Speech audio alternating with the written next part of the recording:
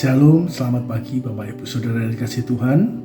Kembali berjumpa dalam Sapaan Pengharapan edisi khusus masa puasa Paskah 2024. Pagi ini kita akan bersama-sama menikmati sapaan firman Tuhan dari Ibrani pasal yang keempat ayat 15 hingga 16 dengan judul Anda Tidak Sendirian. Sebelum kita memulai renungan firman Tuhan pada pagi hari ini, kami mengajak Bapak Ibu Saudara kita ambil saat teduh, kita berdoa. Selamat pagi ya Tuhan, kami bersyukur untuk kesempatan hidup yang Tuhan senantiasa berikan setiap hari. Terima kasih untuk dekapan kasih Tuhan dalam kami beristirahat semalam.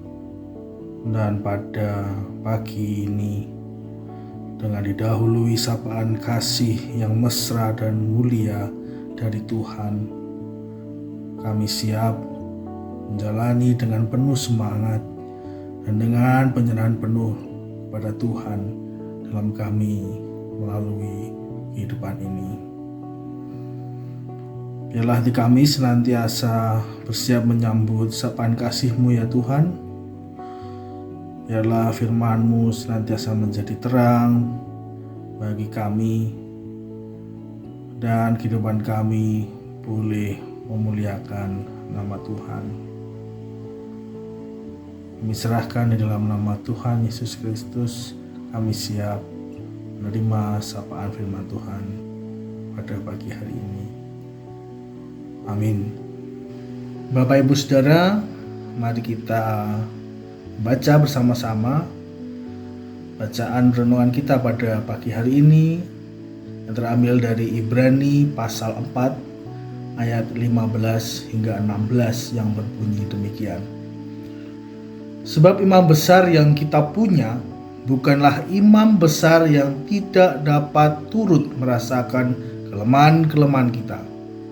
Sebaliknya sama dengan kita. Ia telah dicobai, hanya tidak berbuat dosa.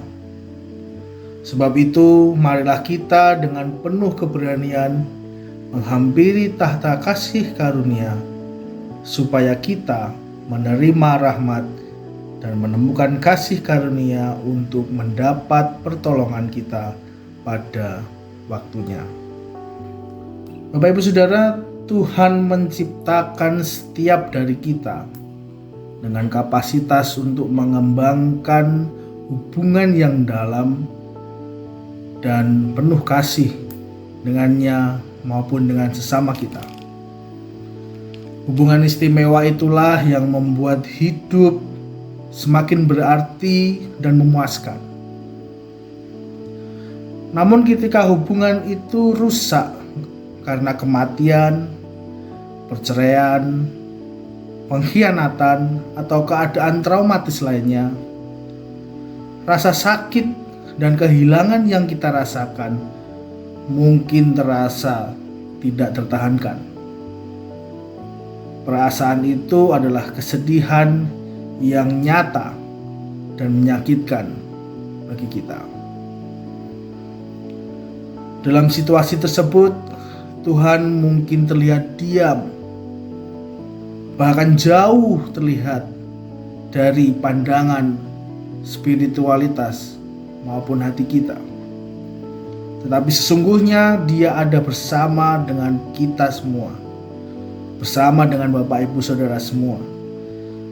Tuhan sedang bekerja untuk membawa suatu tahapan yang meskipun bagi kita sebagai manusia sulit, namun kita perlu mengetahui bahwa dari proses berduka ini Tuhan senantiasa hadir.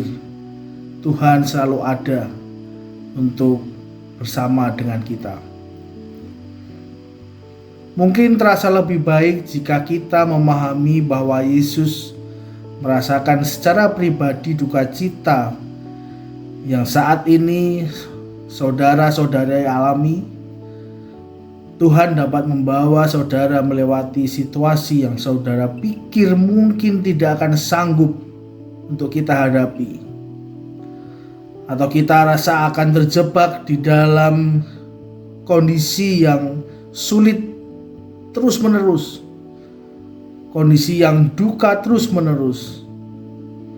Bapak Ibu, Dia dapat membuat saudara nyaman di dalam tempat yang paling tidak nyaman sekalipun, dan memberi saudara damai sejahtera di tengah-tengah trauma yang mungkin kita hadapi. Ketika kita semua berusaha menghadapi duka cita, ingatlah bahwa kebenaran ini, bahwa penghiburan Tuhan itu nyata. Roh Kudus, Sang Penghibur, tinggal di dalam Bapak Ibu Saudara sekalian. Sebagai tambahan, firman Tuhan adalah sumber penghiburan yang penting bagi kita. Ketika kita mengalami dan menjelajahi masa-masa sulit tersebut. Kemudian bahasa dunia rohani adalah doa. Dan karena dunia rohani adalah sumber kekuatan maupun kemenangan, damai sejahtera, sukacita, dan segala sesuatu yang kita butuhkan, penting bagi kita untuk belajar memperkatakannya. Bapak Ibu, penting untuk dicatat bagi kita bahwa tidak ada tempat berlindung yang lebih aman dan nyaman daripada keluarga yang mendukung dengan penuh kasih. Duka cita menggoda kita untuk mendorong orang lain menjauh dan menolak tawaran simpati dan bantuan mereka. Jangan biarkan keangkuhan atau perbedaan di masa lalu merampas dukungan ini dari saudara sekalian. Teman dan jemaat gereja yang bisa menjadi tempat penghiburan mengetahui bahwa orang lain mengerti meskipun hanya sebagian dari apa yang saudara alami, bisa seperti salep atau obat penyembuh pada luka Bapak Ibu Saudara. Bapak Ibu Saudara yang kasih Tuhan, demikianlah renungan firman Tuhan pada sapaan pengharapan pada pagi hari ini. Kita akan bersama-sama tutup di dalam doa. Tuhan Yesus, terima kasih untuk anugerah kehidupan yang boleh Tuhan jumpakan dengan kami. Banyak hal boleh kami lalui, suka, duka, bahkan luka boleh kami jalani. Manis, pahit kehidupan boleh kami rasakan atas perkenanan Tuhan. Dan kami percaya Tuhan senantiasa menopang dan membersamai kami di segala kondisi kehidupan ini. Mungkin ada sebagian dari kami yang belum mampu untuk mengelola luka dan duka yang pernah hadir sebagai sebuah dialektika kehidupan. Namun kami boleh semakin dimengertikan bahwa melalui firman Tuhan kita senantiasa dikuatkan dan dimampukan menjalani hidup anugerah Tuhan ini. Demikian pula kami sebagai saudara seiman, saudara satu tubuh Allah di dalam gereja boleh menjadi pendengar yang baik dan penghibur yang memberi sukacita yang tulus kepada sesama kami.